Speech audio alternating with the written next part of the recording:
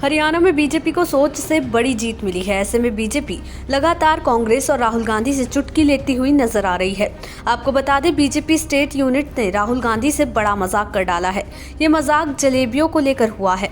बता दें कि पिछले दिनों हरियाणा चुनाव के दौरान जलेबी की खूब चर्चा हुई। बीजेपी ने दिल्ली के कनॉट प्लेस स्थित बीकानेर वाला स्टोर से 1 किलो जलेबी का ऑर्डर दिया, जिसकी कीमत टैक्स सहित करीब 609 रुपए थी। ऑर्डर पाने वाले का पता था 24 अकबर रोड, राष्ट्रीय राजधानी में कांग्रेस मुख्यालय डाला गया।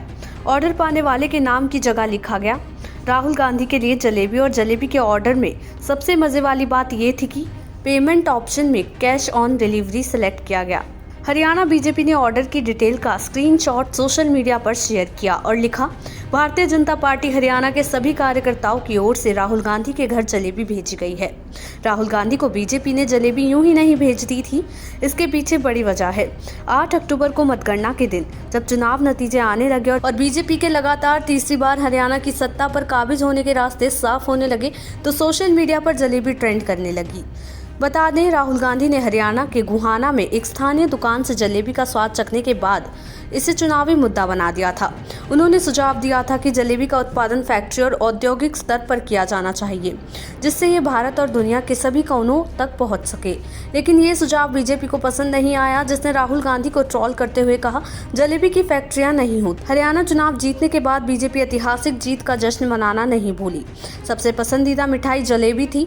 राजस्थान के मुख्यमंत्री और बीजेपी नेता भजनलाल शर्मा ने एक कदम आगे बढ़कर जलेबी बनाने की कोशिश भी की। हरियाणा विधानसभा चुनाव के नतीजे मंगलवार यानी 8 अक्टूबर को आ गए हैं और इस बार कांग्रेस को बड़ी हार मिली है। जी हां, चुनाव में हार मिलने के बाद इंडिया गठबंधन के सहयोगियों के सुर भी बदल गए हैं और कांग्रेस को मंगलवार को इंडिया गठबंधन के अपने सहयोगी दलों से महाराष्ट्र, झारखंड और दिल्ली में अगले दौर के विधानसभा इंडिया गठबंधन में शामिल आम आदमी पार्टी संयोजक अरविंद केजरीवाल ने कांग्रेस को सलाह देते हुए मंगलवार को कहा कि चुनाव परिणामों का सबसे बड़ा सबक ये है कि चुनाव में कभी भी अति आत्मविश्वासी नहीं होना चाहिए। केजरीवाल ने कहा, देखिए, हरियाणा में चुनाव के नतीजे क्या रहते हैं, सबसे बड़ा सबक यही है कि किसी को भी चुनाव में अति आत्मविश्वासी नहीं होना चाहिए। उन्होंने कहा, किसी चुनाव को हल्के में नहीं लेना चाहिए। हर चुनाव और हर सीट मुश्किल होती है। चुनाव से पहले अपनी चुनावी रणनीति पर पुनर्विचार करने के लिए कुछ सलाह दे डाली। बता दें कि हरियाणा में सीट बंटवारे को लेकर मतभेद के कारण आम आदमी पार्टी कांग्रेस के साथ चुनाव से पहले गठबंधन करने में विफल रही थी। वहीं हरियाणा विधानसभा चुनाव में हार के बाद मंगलवार को महाराष्ट्र में अपने सहयोगियों को गठबंधन धर्म की याद दिलाई और कहा कि लोकसभा चुनाव में प्रदेश में वो सबसे बड़े दल के रूप में उभरी थी। पार्टी के नेता ने कहा, मैं याद दिलाना चाहता हूं कि लोकसभा चुनाव में महाराष्ट्र में कांग्रेस पहले स्थान पर थी।